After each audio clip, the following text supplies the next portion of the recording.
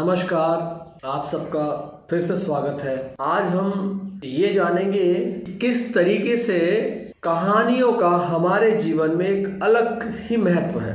क्योंकि पुराने जमाने में देखा जाए तो हमारी दादी या नानी कहानियां ही सुनाया करती थी हम लोग को, लेकिन आज के समय में वो दौर धीरे धीरे कम होता जा रहा है। तो एक छोटा सा प्रयास है कि वही दौर दोबारा लाया जाए और हम लोग अधिक से अधिक कहानियां सुने, उसे समझें और अपने जीवन में लक्ष्य निर्धारित कर सकते हैं। कहानी इस तरीके से, एक दिन की बात है। एक बाघ जंगल से थक हार कर गांव में आ गया और गांव में आकर उसने क्या किया, उसने दहाड़ा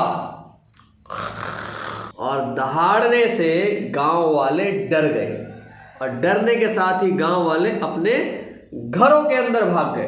और भागने के बाद बाघ को ऐसा लगा कि सब मुझसे डर रहे हैं, तो बाघ ने क्या किया, डराकर चला गया। फिर दोबारा आया, फिर डराया, फिर लोग डरे, फिर बाघ चला गया।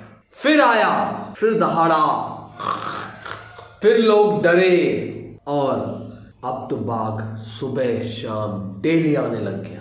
लोग डर के मारे घर के अंदर छिपे जा रहे।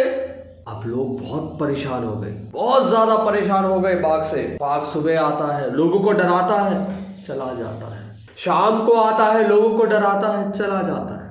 और बाघ को इससे बड़ी खुशी मिल रही है। अब लोगों ने क्या किया, लोग जो थे, लोग बोले अब बाघ तो बड़ा इंटेलिजेंट है, हमें डराता जा रहा है, क्या करें इसका।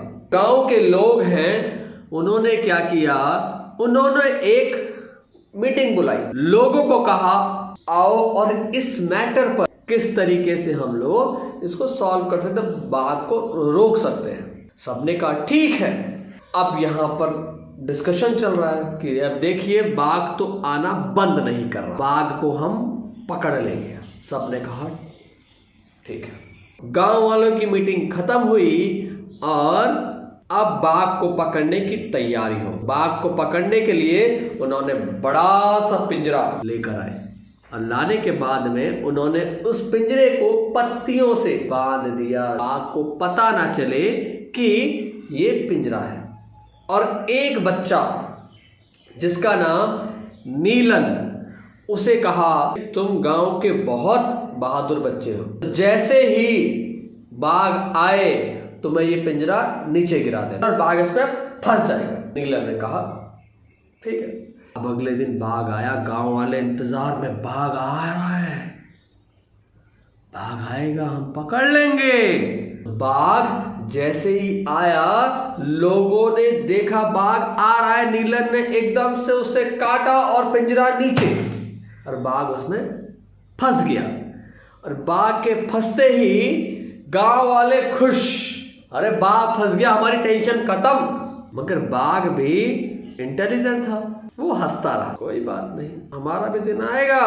और अब गांव वाले निश्चिंत हो गए, अबे बाघ पकड़ा गया, गांव वाले अपने काम पे चले गए। और नीलन को बोला इस पे तुम निगरानी रखो, हम लोग आ रहे हैं। क्या इन्होंने पकड़ लिया है, अब इसे कहीं ना कहीं जाके छोड़ना होगा। नीलन ने बाघ को देखा और बाघ ने नीलन को देखा। देखते देखते बाघ बोला मैं आया हूं, कल और आएंगे, तब तुम क्या करोगे।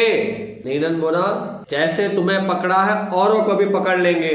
बाघ बोलता है तुम हमारे घर क्यों काट रहे हो। नीलन सोचता है हमने तुम्हारे घर कब काटे।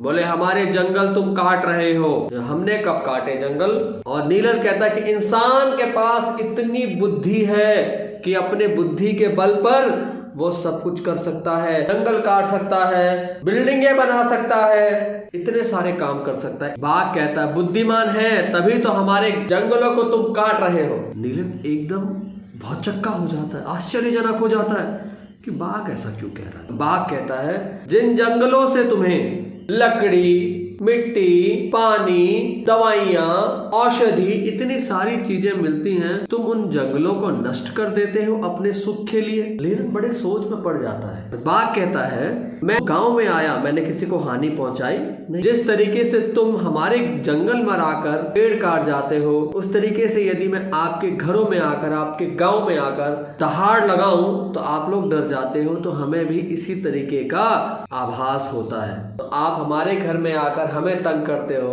इसलिए मैंने सोचा कि मैं आपके घर आकर आपको तंग करूं। नीलन थोड़ी देर विचार करने के बाद सोचने बैठ जाता है, बाप, शेर जो है वो सही कह रहा है, और शेर को छोड़ देता है, तुम जंगल में जाओ।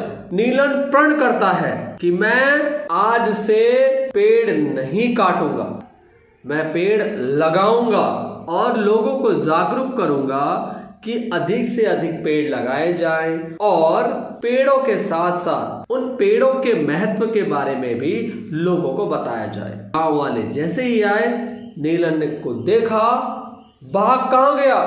नीलन जो था वो बोला, बाघ अपने जंगल में चला गया। और उसके बाद नीलन ने क्या किया, गांव वालों को समझाया पेड़ों का हमारे जीवन में कितना महत्व है, इनसे हमें क्या क्या प्राप्त होता है। अपने सुख के लिए पेड़ों को नहीं काटना चाहिए। यदि हम किसी कारणवश पेड़ को काटते भी हैं तो एक पेड़ काटने की बजाय हमें 1 या 2 या 3 पेड़ लगाने चाहिए, उसकी देखभाल करनी चाहिए। बैलेंस हमेशा होना चाहिए, नहीं तो हमारी जो धरोहर है वो धीरे धीरे नष्ट हो जाएगी, हमारे जो जंगल है धीरे धीरे नष्ट हो जाएंगे। इस कहानी से हमें यह सीख मिलती है कि हमें अपने जंगलों को नहीं काटना चाहिए। यदि किसी कारणवश यदि हम जंगल को काट रहे हैं तो उतने ही वृक्ष हमें और लगाने चाहिए। मेरा या आप लोगों से निवेदन है, जितना कम हो सके पेड़ों को काटिए, और हमारे जो संस्कृति है, हमारे जो नेचर है, हमारा जो पर्यावरण है, उसको दूषित होने से बचाएं। क्योंकि पेड़ है, हमारे जीवन में ऑक्सीजन की कभी कमी नहीं हो सकती है। तो मेरा यह अनुरोध है, मेरा यह आग्रह है आप लोगों से कि अधिक से अधिक पेड़ लगाएं और अपने जीवन को सुखी बनाएं। नमस्ते।